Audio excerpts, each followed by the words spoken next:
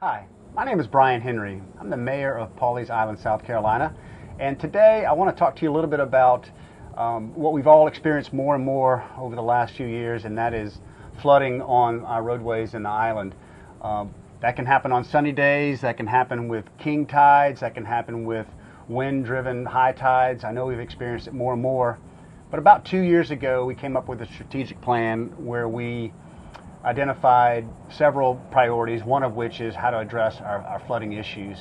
So now we've decided to take some action against that, and the first thing we did was hire Elko Coastal Consulting to help us with a plan. And I want to introduce you to Nicole Elko, and she can tell you a little bit about herself. Yeah, thank you for having me. Hi everyone, my name is Nicole Elko. I am the president of Elko Coastal Consulting, based out of Folly Beach, South Carolina, so down in the Charleston area.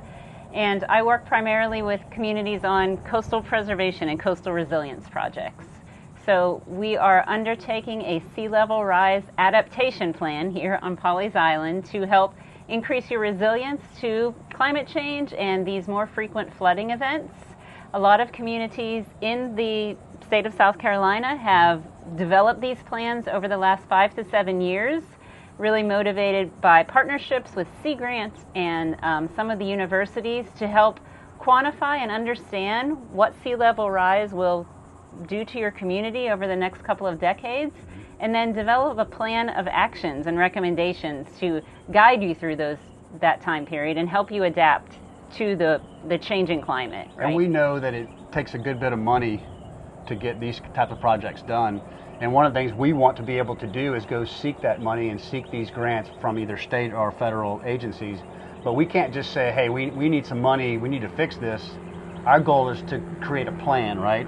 Do a study so we can create a plan to make the town of Pawleys Island shovel ready for these grant monies that we hope to acquire. Exactly. There is a lot of money flowing from the federal government to states, to counties right now to help increase resilience for coastal communities. And you can't just sort of say, hey, I have an idea. Here's something we need to do. We need to improve our drainage system on Pawleys. Right. You do. You need to improve your drainage system. But we need to approach that in a very kind of strategic and programmed way to look across the island, look across the next couple decades, take the science into consideration, and then roll out the different types of plans and actions that can be considered by the community over that time period. And anytime we want to embark upon this type of initiative, it's really important to get community engagement, community involvement. And we developed a comprehensive survey that we sent out to all of the property owners to get feedback. And fortunately, we received 269 responses, Yeah. which is extraordinary, which also shows that the property owners are engaged and they're concerned and they want something done and to be addressed.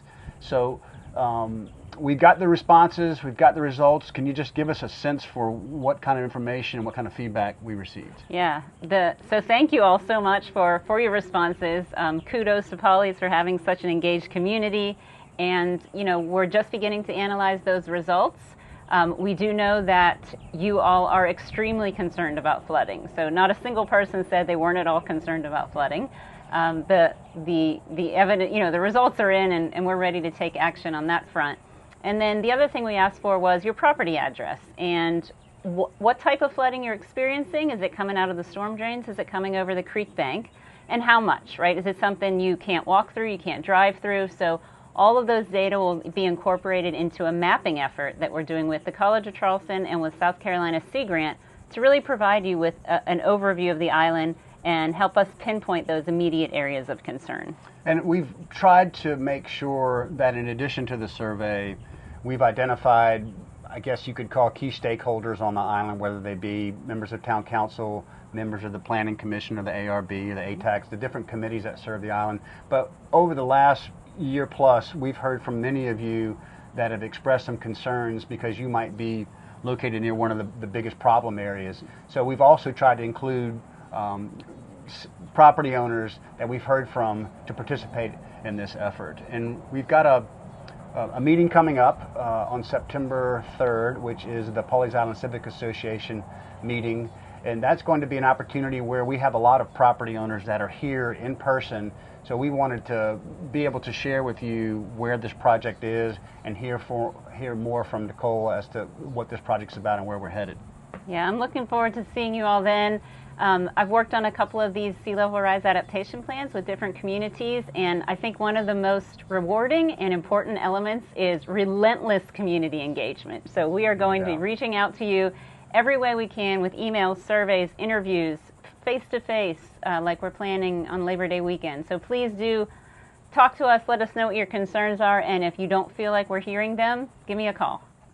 I think it's important for property owners and residents to understand that there's really two types of floodings that we encounter on the island.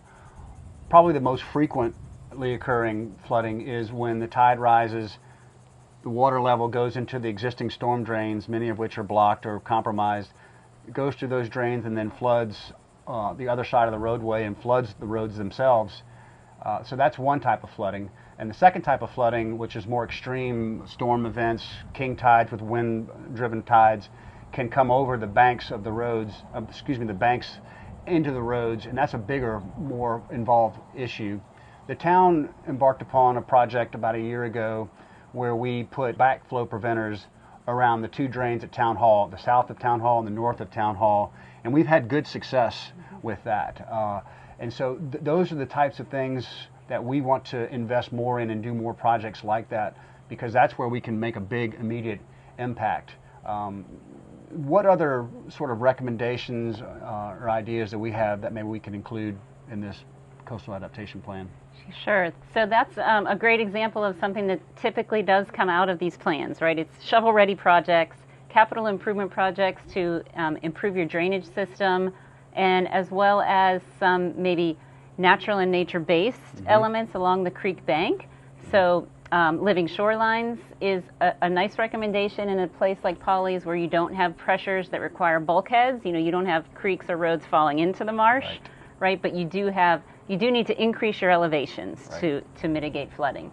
So the idea with the plan is to put forth those actions and recommendations and then prioritize them so that when grant opportunities come available in 2023 and federal agencies are saying we're going to give priorities to communities that have shovel-ready projects documented in resilience plans, Pawleys is very qualified for that type of funding.